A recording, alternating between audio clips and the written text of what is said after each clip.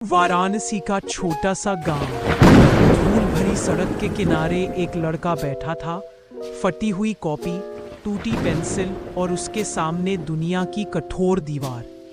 लोग कहते थे, ये नीची जात का है, इसे क्या पढ़ना। पर वह हर अपमान के बाद अपनी कॉपी में एक नया शब्द लिखता। नाम था भीमराव। एक दिन गांव के पंडित ने उसका बैग फेंक दिया। कहा, इस मिट्टी से ज्ञान नहीं होता। वह चुप रहा, फिर झुककर अपनी कॉपी उठाई और बोला, अगर मिट्टी गंदी होती तो कमल कैसे खिलते। बरगद के पेड़ के नीचे वह हर दिन बैठकर पढ़ता, बारिश में भी, धूप में भी। एक बार जब बारिश की धार ने किताबें भिगो दी तो उसने अपने शरीर से उन्हें ढक लिया। उस रात उसकी माँ बोली, भीमा, शरीर तो बीमार हो जाएगा। वह बोला, माँ, अगर किताबें सूख गई तो पूरा जीवन सूख जाएगा।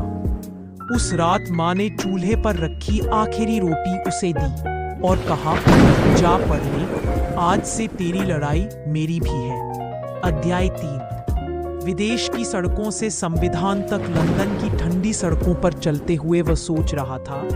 गांव के लोग कहते थे, मैं कुछ नहीं कर पाऊंगा, और अब वही लड़का दुनिया का सबसे बड़े ज्ञान के मंदिर में पढ़ रहा था।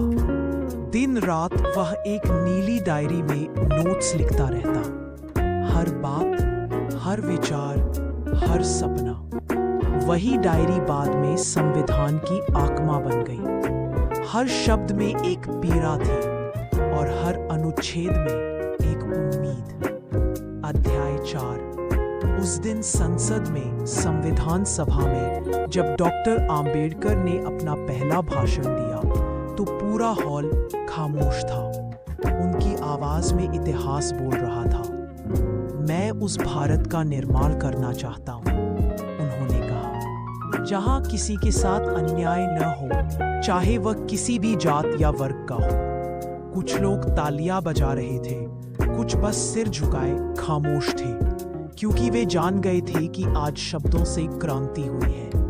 अध्याय 5। आखिरी पन्ना। सालों बाद वही नीली डायरी फिर खुली। बाबा साहेब ने आखिरी पन्ने पर लिखा, थका नहीं हूं, बस अब मेरी लॉ को आगे ले जाने वालों का समय है।